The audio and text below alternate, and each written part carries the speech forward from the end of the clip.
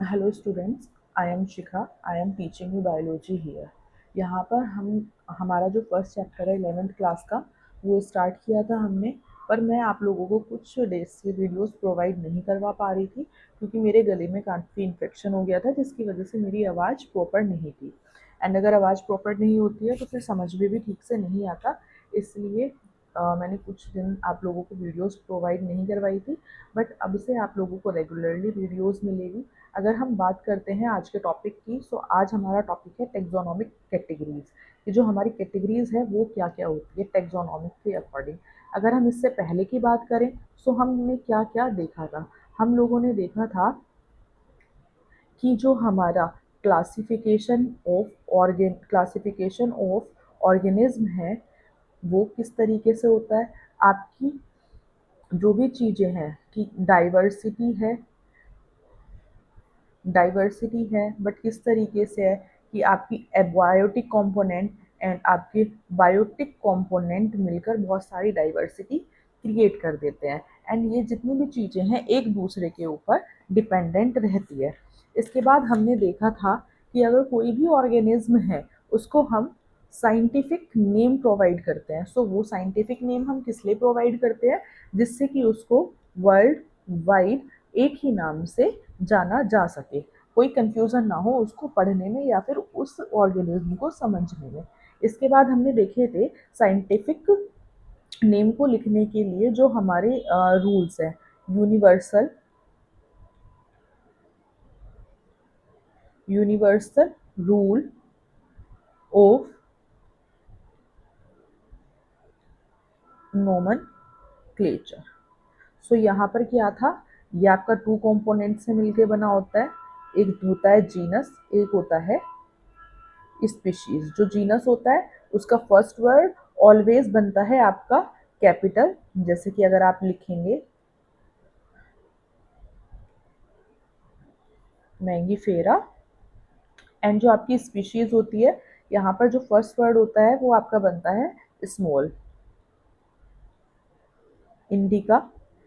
And ये जो दोनों वर्ड्स होते हैं इनके नीचे सेपरेटली अंडरलाइन होता है। इस तरीके से आप किसी भी साइंटिफिक नेम को लिख सकते हैं।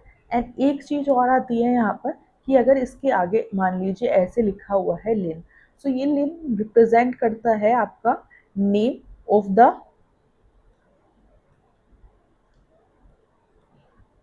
साइंटिस्ट को या फिर name of the laboratory where this organism was first described। सो ये यहाँ तक हमारा जो चैप्टर था ये कंप्लीट हो गया था। इसके आगे के जो आप लोगों के प्रोसेस हैं या फिर चीज़ें हैं या मैं कहूँ टॉपिक्स हैं, उनको हम आज के क्लास में स्टार्ट करेंगे एंड उनको कंप्लीट करने का ट्राई करेंगे।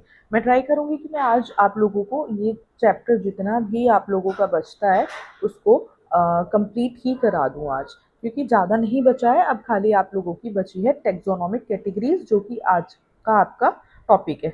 देखो यहाँ पर मैंने मेंशन किया है taxonomic categories. So our today topic is taxonomic categories, कि हम जो हमारा इंडिविजुअल है उसको कैटेगरीज में कैसे बांटते हैं। अब यहाँ पर सबसे पहले बात आती है, देखिए बेटा, क्लासिफिकेशन की। So what is classification? Classification is the process by which anything is grouped into convenient categories based on some easily observable characters। ठीक है, जैसे कि अगर आप किसी भी चीज को देखेंगे आपको उसको क्लासिफाई करना होगा कि ये एनिमल है या फिर डॉग है, कैट है या इंसेक्ट है।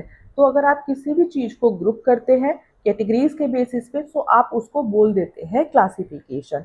जैसे अगर आपको इस तरीके से स्टेम दिख रही है, उसके बाद यहाँ पर ऐसे लीव्स दिख रही हैं, लीव्स के बाद आप लोगों को मान लीजिए यहाँ पर ऐसे एक फ्लावर दिख रहा है। सो आप इसको कैटेगरीज कर दोगे कि ये आपका एक प्लांट है। वहीं पर कोई इंडिविजुअल है जिसके पास दो हाथ है, टू लेग हैं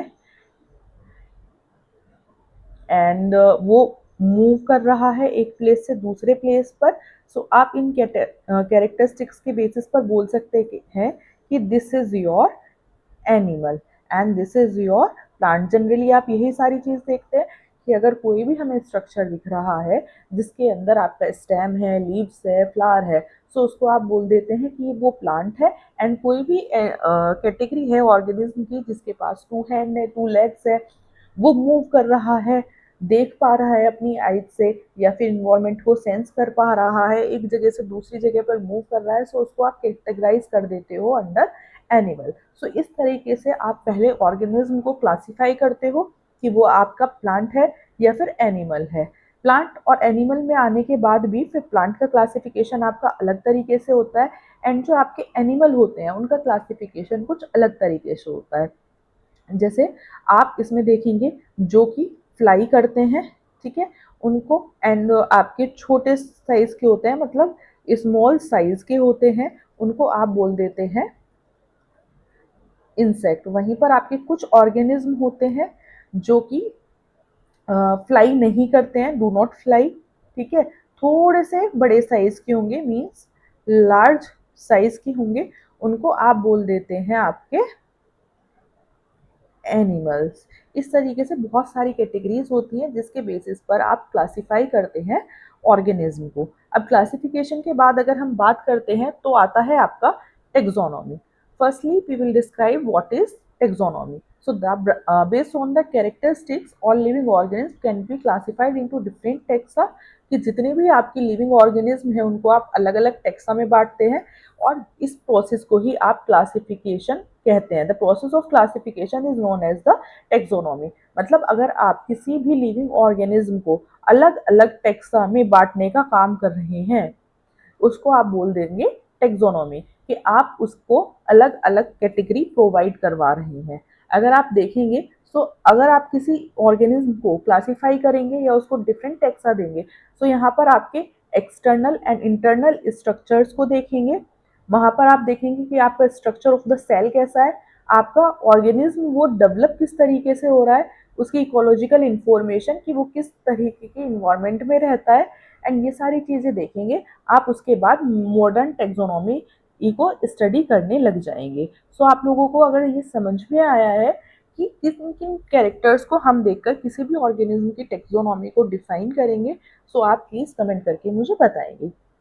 इसके बाद अगर हम देखते हैं तो जो हमारी टेक्सोनॉमी है उसके जो बेसिक कैरेक्टर्स होते हैं वो होते हैं हमारे, सबसे पहले कैरेक्टराइजेशन, कि हम किसी भी इंडिविजुअल के पहले कैरेक्टर्स को देखेंगे। जैसे मैंने अभी बताया था, आपके प्लांट्स है, प्लांट्स के अंदर लीव्स मिलेगी, स्टेम मिलेगा, फ्लावर मिलेगा, ठीक है। आपके एनिमल्स हैं, उनके पास आपके टू हैंड्स होंगे, टू लेग्स होगी, आईज होंगी टू सी द ऑब्जेक्ट्स, उसके बाद वो एक प्लेस से दूसरे प्लेस पर मूव कर सकते हैं। आपके प्लांट्स जो होते हैं वो एक जगह से दूसरे प्लेस पर मूव नहीं कर सकते हैं। तो इस तरीके से हम सबसे पहले उनके कैरेक्टराइजेशन करेंगे, उसके बाद करेंगे आइडेंटिफिकेशन। आइडेंटिफिकेशन होता है कि हमने ऑर्गेनिज्म को पहले कैरेक्टर्स देखे, उसके बाद उसको आइडेंटिफाई कर लिया कि ये आपका प्लांट है या फिर आपका एनिमल है। आफ्टर दैट उसके बाद हम इंडिविजुअल का करते हैं क्लासिफिकेशन, कि हम उसके और कैरेक्टरिस्टिक्स देखने लगेंगे एंड उसको क्लासिफाई करेंगे अंडर प्लांट्स एंड एनिमल्स। इसके बाद आ जाता है आपका नोमेनक्लेचर, कि अब हमने सब कुछ कर लिया है, हमने उसके कैरेक्टर्स देख लिया, उसको आइडेंटिफाई कर लिया है एंड देन क्लासिफिकेशन कर लिया है। अब उसके बाद आता है उसका नोमेनक्लेचर करने की बारी। नोमेनक्लेचर मतलब किसी भी इंडिविजुअल का नाम रखना। और ये जो आपके प्रोसेसेस होते हैं ये होती हैं आपकी बेसिक ऑफ द टेक्सोनॉमी। अगर कोई आपसे पूछता है what are the basics of the taxonomy, so you can say that characterization, identification, classification and nomenclature are the process that are the basic to the taxonomy। And इसके बाद अगर आप देखेंगे so the scientific term for categories is taxa। ये आपकी कोई भी scientific term है, अगर आप किसी भी कैटेगरी को डिफाइन करोगे सो उसको एक को आप बोल देंगे टैक्सा, अगर साइंटिफिक वे में बोलेंगे। यहाँ पर आप ये नहीं बोलेंगे कि इसकी ये क्लास है या फिर अलग अलग फॉर्म है, अलग अलग स्टेजेस है। यहाँ पर एक तरीके से आप जो स्टेजेस है उनको साइंटिफिकली बोल देंगे टेक्सा। इसके बाद आ जाता है आपका सिस्टमेटिक। अब हम लोगों ने देखा कि जो आपकी कैटेगरीज थी उनको आप डिफाइन कर रहे थे एंड टेक्सोनॉमिकली स्टडी कर रहे थे।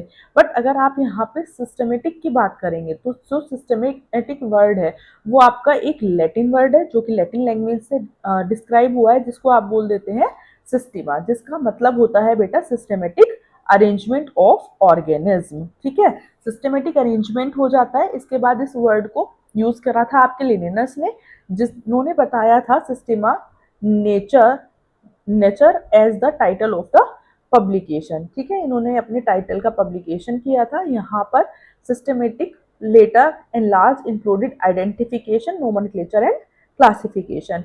पहले उसमें खाली आपका क्लासिफिकेशन होता था, बट उसके बाद यहाँ पर आइडेंटिफिकेशन, नोमेनक्लेचर एंड क्लासिफिकेशन आने लगा। अब यहाँ पर जो आपकी टेक्सोनॉमी थी वो किसी भी इवोल्यूशनरी रिलेशनशिप को नहीं बता रही थी, बट जो आपकी सिस्टमेटिक्स होती है ये यहाँ पर आपकी टेक्सोनॉमिक कैटेगरी रिलेशनशिप को बताती है कि आपका कोई भी ऑर्गेनिज्म है वो किस तरीके से एक दूसरे से इवोल्यूशनरी, मतलब अपने जो एशियन एंसेस्टर्स हैं उनसे किस तरीके से मिलता जुलता है। ठीक है, तो ये हो जाता है आपका इवोल्यूशनरी रिलेशनशिप। तो अगर आप इवोल्यूशनरी रिलेशनशिप की बात करेंगे तो वो आ जाएगी आपकी सिस्टमेटिक्स में, एंड टेक्सोनॉमी आ जाएगा आपका only the study of your character categories. इसके बाद आ जाती है आपकी टेक्सोनॉमिक कैटेगरीज। जैसे टेक्सोनॉमी मैंने बताया, फर्स्टली ऑर्गेनिज्म को क्लासीफाई करना होगा, उसको आइडेंटिफाई करना होगा, उसके बाद उसके कैरेक्टराइजेशन करना होगा, आइडेंटिफाई के बाद उसका नोमेनक्लेचर करना होगा। उसके बाद आप लोगों को मैंने सिस्टमेटिक्स बताया, सिस्टमेटिक्स में मतलब उसकी स्टेप वाइज स्टडी होती है। इसके बाद आएगी हमारी टेक्सोनॉमिक कैटेगरीज। सो जो टेक्सोनॉमिक कैटेगरीज होती है वो आपका सिंगल स्टेप प्रोसेस नहीं है। ठीक है, जैसे मैंने आपको बताया कि यहाँ पे बहुत सारे प्रोसेस इन्वॉल्व होते हैं। यहाँ पर आपके हियरार्ची ऑफ स्टेप्स होती है जहाँ पर बहुत सारे स्टेप्स प्रेजेंट होंगे, या फिर आपकी रैंक होगी या फिर कैटेगरी होगी। ये मैंने आपको बताया था। यहाँ पे आप जब ऑर्गेनिज्म को क्लासीफाई करेंगे तो उनकी रैंक और कैटेगरी के बेसिस पर करेंगे। यहाँ पर अगर आप देखेंगे the category is the part of overall taxonomic arrangement, it is called taxonomic category. तो यहाँ पर ओवरऑल टेक्सोनॉमिक आप लोगों को अरेंजमेंट मिलेगा जिसको आप टेक्सोनॉमिक कैटेगरी कह देंगे। यहाँ पर अगर आप बात करते हैं, अगर जितनी भी आपकी कैटेगरीज है, मान लीजिए ए के बाद बी के बाद आपकी आ जाएगी सी के बाद आ जाएगी डी। अभी हमें नहीं पता कि टेक्सोनॉमिक कैटेगरीज कौन कौन सी है। सो अगर आप इस हियरार्ची को स्टडी करोगे तो पूरे को इसको आप बोल दोगे टेक्सोनॉमिक हियरार्ची। और वहीं पे अगर आप बात करते हो कैटेगरीज टुगेदर टेक्सोनॉमिक हियरार्ची, अगर एक की बात करोगे आप उसको बोलोगे खाली टेक्सोनॉमिक कैटेगरी। और अगर सारी कैटेगरीज को एक साथ इस तरीके से स्टडी करने लग जाओगे that will be your taxonomic hierarchy. आप यहाँ पर देखोगे each category refer to as a unit of classification, in fact represent a rank and commonly termed as taxon. तो अगर खाली आप एक कैटेगरी की बात करेंगे, मान लीजिए कि अगर आप यहाँ पर एक कैटेगरी की बात कर रहे हैं तो आप इसको बोल देंगे टेक्सोन। ठीक है, मान लीजिए आप यहाँ पे खाली सी की बात कर रहे हैं तो इसको आप बोल देंगे टेक्सोन। अगर आप एक की बात करते हैं तो आप उसको बोल देते हैं टेक्सोन। इसके बाद नेक्स्ट पॉइंट देखिएगा, insect represent a group of organism sharing in common feature like 3 pair of joint legs. ठीक है, मतलब जो आपके इंसेक्ट्स हैं उनके पास सबके पास 3 पेयर ऑफ जॉइंट लेग्स होंगे, जिसका मतलब होता है ये इंसेक्ट्स की रिकॉग्नाइजेबल ऑब्जेक्ट्स हैं। इसके बाद क्लासिफाई किया जाता है उनको रैंक और कैटेगरी देकर। आप जितने भी इंसेक्ट देखेंगे, मान लीजिए आपने देखा कॉकरोच, कॉकरोच देखा, उसके पास भी ऐसे 3 यहाँ पर उसकी समथिंग बॉडी ऐसे 3 पैर होते हैं एंड विंग्स प्रेजेंट होते हैं। वहीं पर आप अगर देखेंगे मॉस्क्यूटो, यहाँ पर भी अगेन ऐसे स्ट्रक्चर होता है एंड आपके 3 पेयर ऑफ लेग्स होंगे एंड विंग्स प्रेजेंट होते हैं। ऐसे ही अगर आप देखेंगे बटरफ्लाई में, सो बटरफ्लाई में भी कुछ ऐसे ही होता है, बस इनका जो स्ट्रक्चर है वो थोड़ा थोड़ा सा डिफरेंट होता है, बिल्कुल सिमिलर नहीं होते हैं। इसलिए इनको सबको एक जैसे कैरेक्टर्स के बेसिस पर आपके इंसेक्ट के अंदर क्लासीफाई कर दिया जाता है। सो अगर पूरे की आप स्टडी करोगे सो उसको बोल दोगे आप टेक्सोनोमिक कैटेगरी या फिर टेक्सोनोमिक हियरार्ची। और अगर आप कैटेगरीज में से किसी एक भी स्टेप की या रैंक की बात करते हैं सो उसको आप बोल देते हैं टेक्सोन। अब इसके बाद अगर हम देखें तो कैटेगरी फर्दर डिनोट्स रैंक, ये आपकी रैंक्स बताएंगी। अगर हम यहाँ पर कैटेगरी देखते हैं तो आपका सबसे बड़ा होता है किंगडम, किंगडम के बाद आता है फाइलम, उसके बाद आता है class, after that order, after that family, after that genus and then species. इस तरीके से जो आपकी कैटेगरी है या फिर उसकी रैंक है उनको डिनोट कर देते हैं। अगर आप देखेंगे तो यहाँ पर फर्स्ट रैंक, ये सेकंड रैंक, ये आ जाती है आपकी थर्ड रैंक, ये आती है आपकी फोर्थ रैंक, फिफ्थ रैंक, ये is your sixth rank and ये is your seventh rank. So यहाँ पर आ जाएगा आपका सबसे पहले kingdom, kingdom is your first rank. Second आ जाएगा आपका फाइलम और division, that is your second rank. इसके बाद आ जाएगा आपका क्लास, आफ्टर दैट आएगा ऑर्डर, आफ्टर दैट आएगा family, then will be sixth number genus and then will be seventh number species. ठीक है, इसके बाद अगर आप देखेंगे तो आपका जो भी ऑर्गेनिज्म है उसको अगर आप कैटेगरीज के बेसिस पर डिस्कस करेंगे तो वहाँ पर आपको किंगडम, फाइलम, डिवीजन जो होता है वो बताना होता है।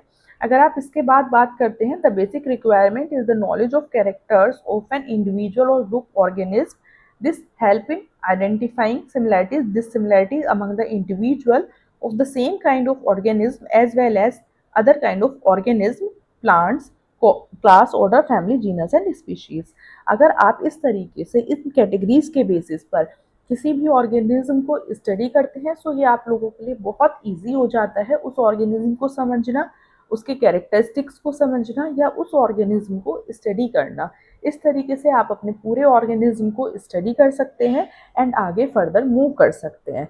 अब अगर इसके बाद मैं आप लोगों को एक और चार्ट दिखाऊं फॉर योर टेक्सोनोमिक कैटेगरी, सो यहाँ से हम इंक्रीज इन ऑर्डर में ऐसे जा रहे हैं। सो जो सबसे पहले आता है आपका किंगडम आता है, आफ्टर दैट सेकंड नंबर पर आपका फाइलम आता है, थर्ड नंबर पर आता है आपका क्लास, फोर्थ नंबर पे आता है आपका ऑर्डर, फिफ्थ नंबर पे आती है आपकी फैमिली, सिक्स्थ नंबर पे आता है genus, after that seventh number पे आ जाता है आपका स्पीशीज। इसी तरीके से आपकी जो कैटेगरीज हैं उनको हम पढ़ते हैं। एंड अगर आप मूव ऑन करेंगे फ्रॉम छोटी रैंक से बड़ी रैंक की साइड, मतलब from smaller to the larger one, then first will be species, genus, family, order, class, phylum, kingdom. इस तरीके से आप किसी भी ऑर्गेनिज्म को कैरेक्टराइज कर सकते हैं या फिर उसकी टेक्सोनोमिक कैटेगरी जो है उनको डिफाइन कर सकते हैं। अब अगर आप एक चीज और देखेंगे तो यहाँ पर आपके टेक्सोन होते हैं और उसके सफिक्स होते हैं, मतलब उसके लिए क्या सफिक्स हम यूज करेंगे उसके बाद में लगने वाले नाम। सफिक्स होती है किसी भी स्पेलिंग के बाद में लगने वाले नाम। अगर कोई आपका किंगडम है तो किंगडम में कोई भी सफिक्स रिक्वायर्ड नहीं होता। उसके बाद डिवीजन है, सो आपका यहाँ पर फाइटा या स्पर्मिया जो होता है उसको हम यूज करते हैं। क्लास पे निए एंड ओब्सीडिया यूज करते हैं, ऑर्डर पे एल्स यूज करते हैं, फैमिली पे एसी यूज करते हैं। जीनस होता है आपका नोट डेफिनाइट सफिक्स नहीं होता, अगेन यहाँ पर भी आपका कोई डेफिनाइट सफिक्स नहीं होता। इसके बाद we will move on the species. अगर आप स्पीशीज की बात करेंगे तो यहाँ पर आपकी taxonomic consideration of a group of individual with fundamental similarities, मतलब जो उनकी फंडामेंटल चीज़ें हैं ना या फिर रिक्वायरमेंट्स है उनमें सिमिलैरिटीज होती है एज अ स्पीशीज। यहाँ पर बहुत कम आप लोगों को डिफरेंसेस देखने के लिए मिलते हैं। यहाँ पर अगर आप एक स्पीशीज को दूसरे स्पीशीज से डिफ्रेंशिएट करते हैं तो वो उनके डिस्टिंक्ट मॉर्फोलॉजिकल डिफरेंसेस के बेसिस पर करते हैं। जैसे आप देखिए यहाँ पर क्लोजली रिलेटेड स्पीशीज के बीच में जो डिफरेंस करना होता है वो बहुत मतलब मुश्किल हो जाता है थोड़ा सा। जैसे आप देखेंगे मैंगीफेरा इंडिका, सोलेलम टुबरसम मतलब पोटैटो आपका, एंड पैंथेरा लियो मतलब आपका लायन। सो इस तरीके से जो आपकी कैटेगरीज हैं उनको डिफाइन किया जाता है।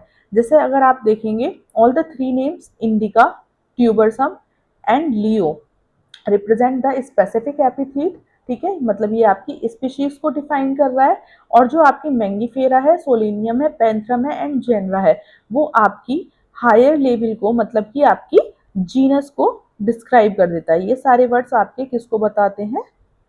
जीनस को। सो इस तरीके से आप किसी भी इंडिविजुअल की स्पीशीज का नाम देते हैं जो कि आपका सबसे छोटा नाम होता है।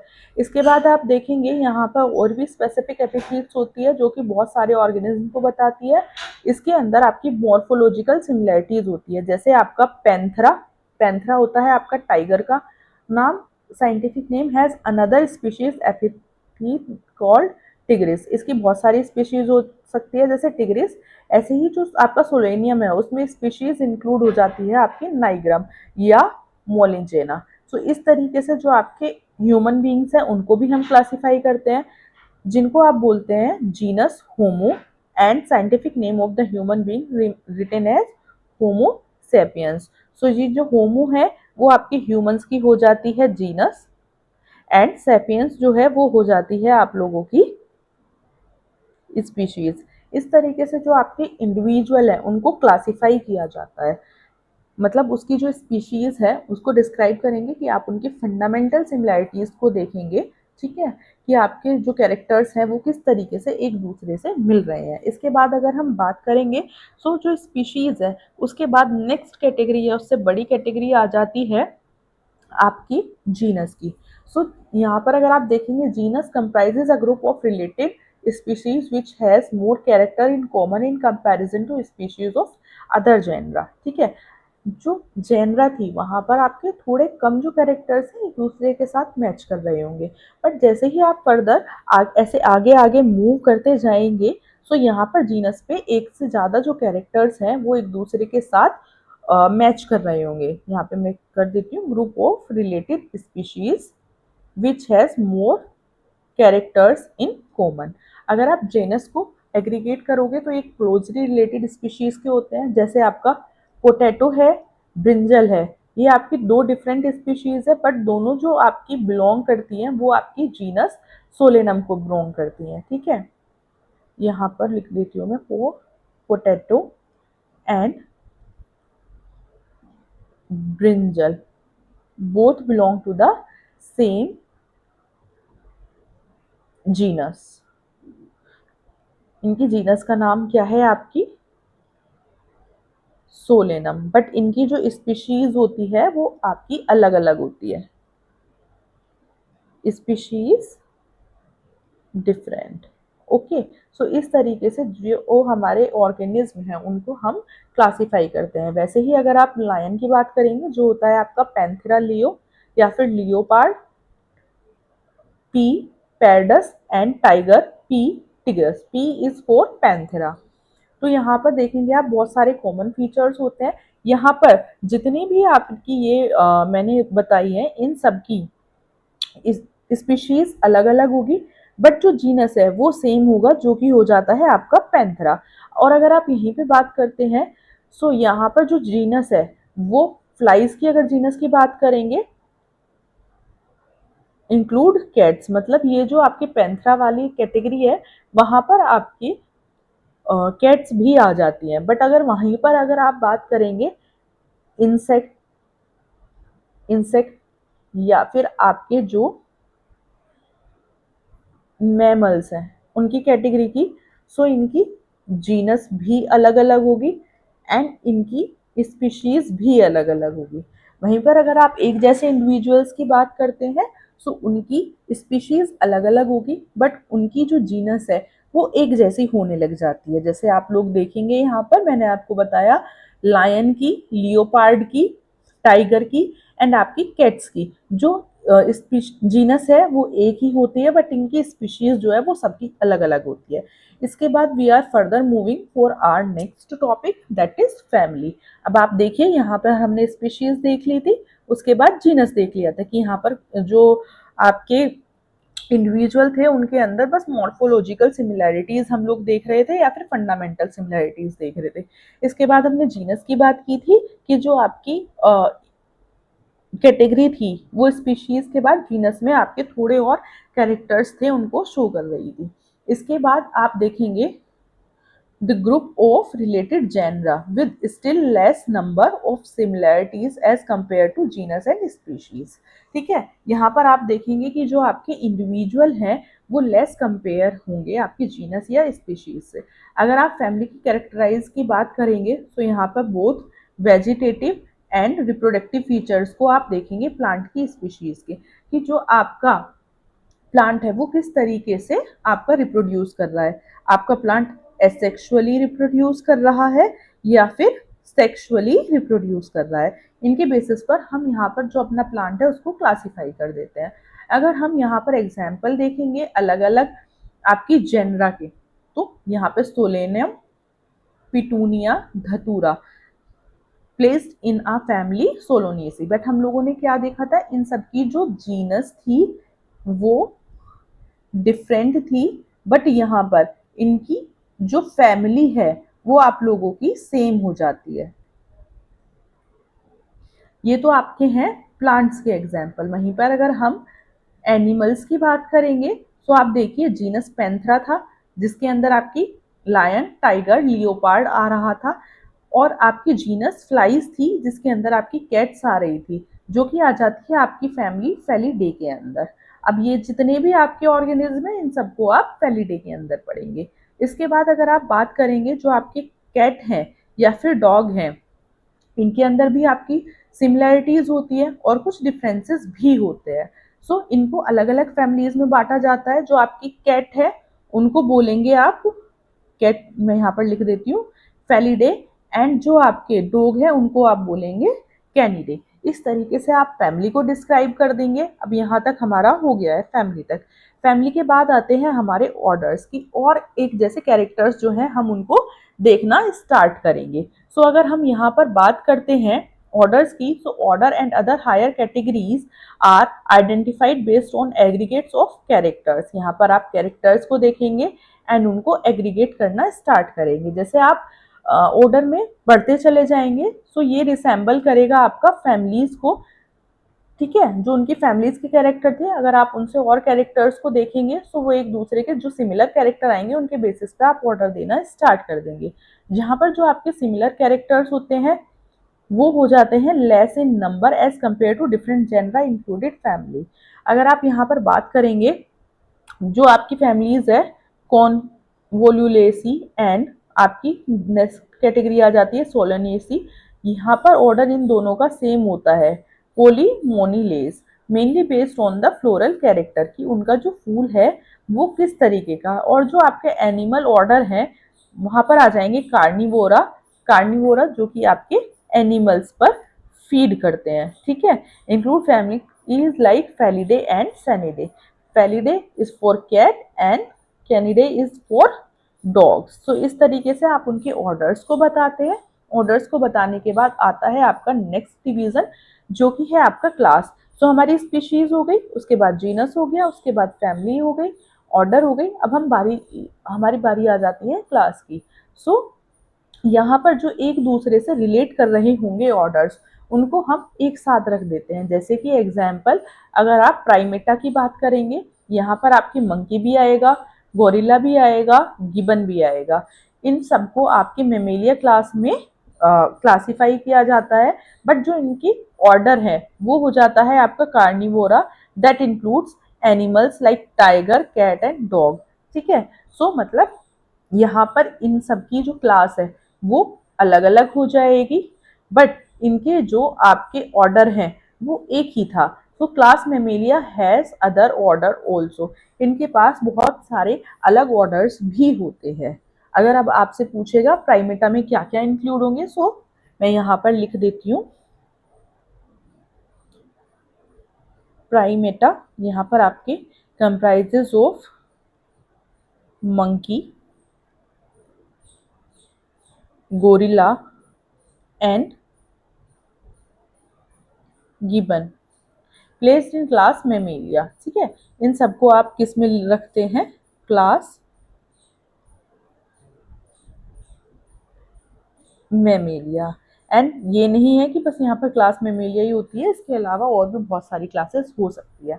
अब इसके बाद अगर हम फर्दर मूव करेंगे तो आ जाएगा हमारा फाइलम और डिवीजन कि जो हमारा इंडिविजुअल है उसका फाइलम क्या है। So the class comprising animals like fishes, amphibians, reptile, bird along with the mammals constitute the next higher category called phylum। कि अगर आप जितने भी आपके एनिमल्स हैं उसके अंदर आपकी फिशेस भी आ रही हैं, उसके अंदर आपके रेप्टाइल्स भी आ रहे हैं, उसके अंदर आपके एम्फीबियन भी आ रहे हैं, बर्ड्स भी आ रहे हैं एंड मैमल्स भी आ रहे हैं, या फिर और ज़्यादा हायर कैटेगरी आ रही है, तो उसको आप स्टडी करते हैं फाइलम के अंदर। अब यहाँ पर आप लोग क्या क्या देखेंगे, देखिए आप फाइलम में देखते हैं, फाइलम में आप लोग देखेंगे प्रेजेंस ऑफ द नोटोकोड। आप लोगों के पास एक स्पाइनल कोड होती है, उसी को नोटोकोड बोलते हैं। सो आपके जो एनिमल्स हैं उनके पास नोटोकोड एब्सेंट है या फिर प्रेजेंट है। यहाँ पर जो ऑर्गेनिज्म है उनका डोर्सल होलो न्यूरल सिस्टम है या फिर आपका वेंट्रल होलो न्यूरल सिस्टम है।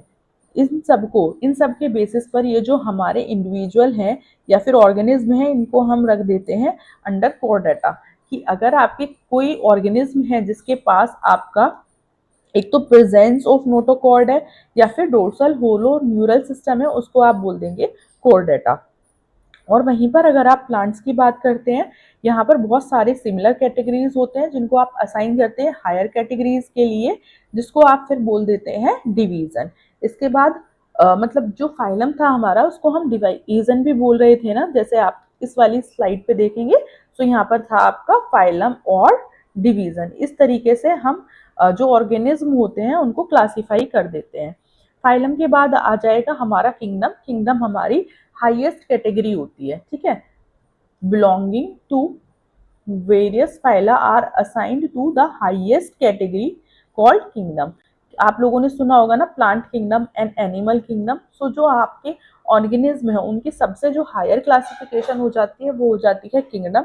यहाँ पे आपका classified system of animals, animalia जो है, ठीक है, एनिमेलिया करेगा आपका एनिमल्स को क्लासीफाई, एंड जो किंगडम आपका प्लांटी है वो करेगा आपके प्लांट्स को क्लासीफाई।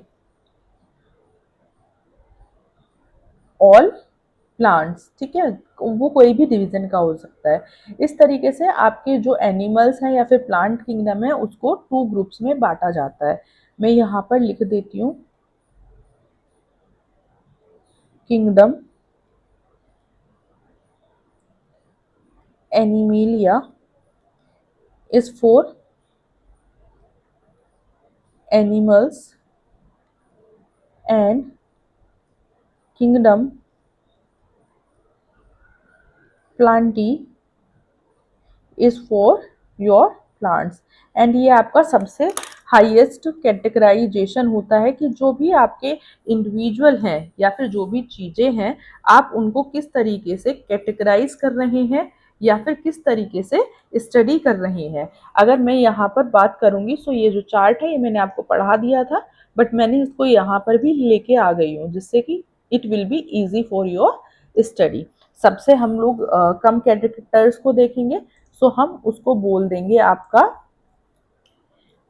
स्पीशीज, ठीक है। उसके बाद उससे थोड़े ज़्यादा या फिर कुछ ज़्यादा कैरेक्टर्स को देखेंगे जो एक जैसे होंगे उनको हम बोलेंगे जीनस। जीनस के बाद फैमिली आएगी, उसके बाद ऑर्डर, ऑर्डर के बाद क्लास, क्लास के बाद फाइलम और division and then kingdom. And जो किंगडम है वो आपकी हाईएस्ट कैटेगरी हो जाती है एंड स्पीशीज हो जाती है आपकी लोएस्ट कैटेगरी। इसको भी मैं यहाँ पर मेंशन कर देती हूँ। किंगडम इज योर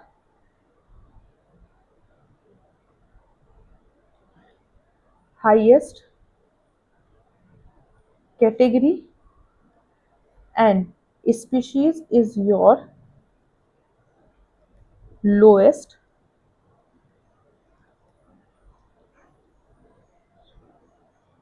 इस तरीके से आप जो आपकी स्पीशीज़ है उनको डिफाइन कर सकते हैं।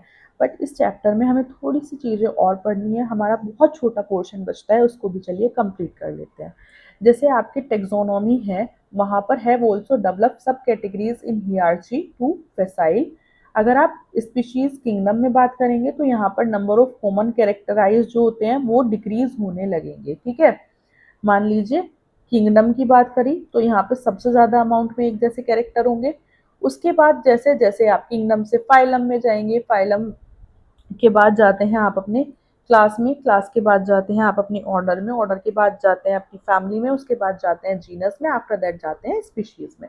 तो सबसे ज़्यादा एक जैसे कैरेक्टर्स की बात करेंगे आप किंगडम में, उससे फिर लेस की बात करेंगे फाइलम में, उससे कम की बात करेंगे आप क्लास में, उससे कम एक जैसे कैरेक्टर्स की बात करेंगे आप ऑर्डर में, देन उससे भी कम आप बात करेंगे फैमिली में, और उससे भी कम आप एक जैसे कैरेक्टर्स की बात करेंगे जीनस में, एंड सबसे कम एक जैसे कैरेक्टर्स की बात आप लोग कर देते हैं स्पीशीज में।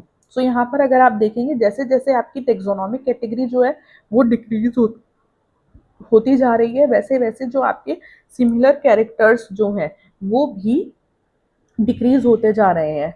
इस तरीके से आप यहाँ पर रिलेशनशिप बना सकते हैं, relationship to other taxa at the same level.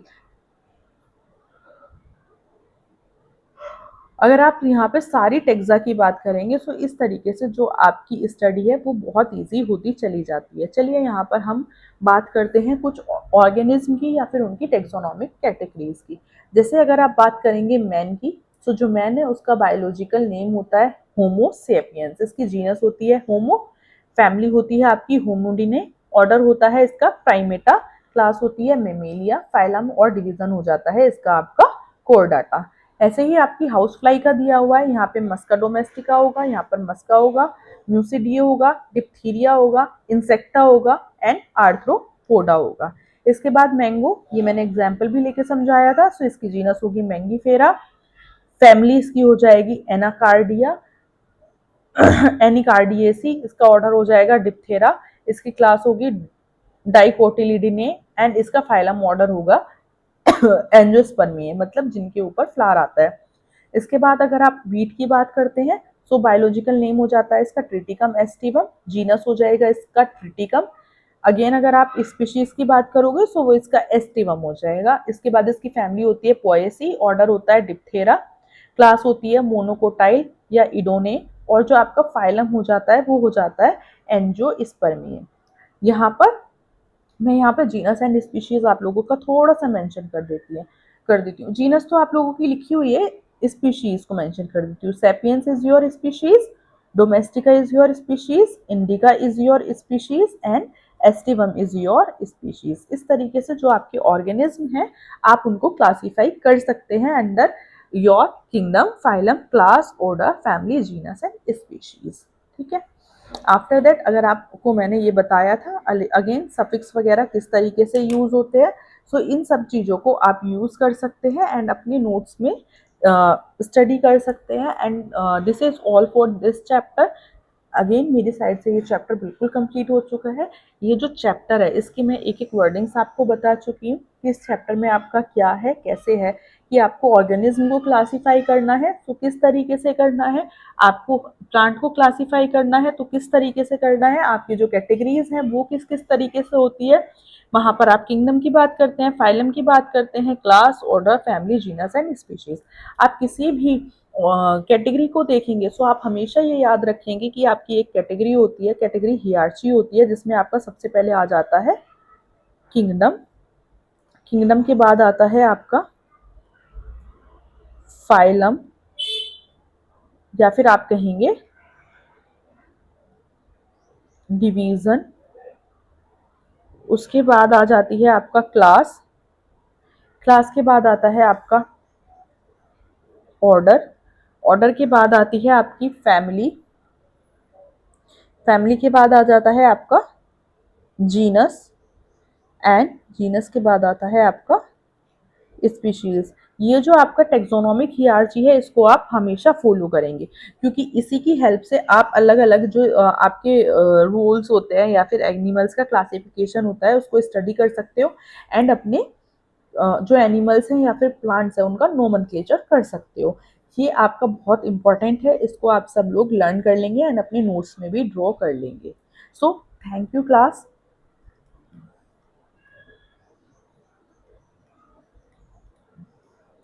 Thank you all.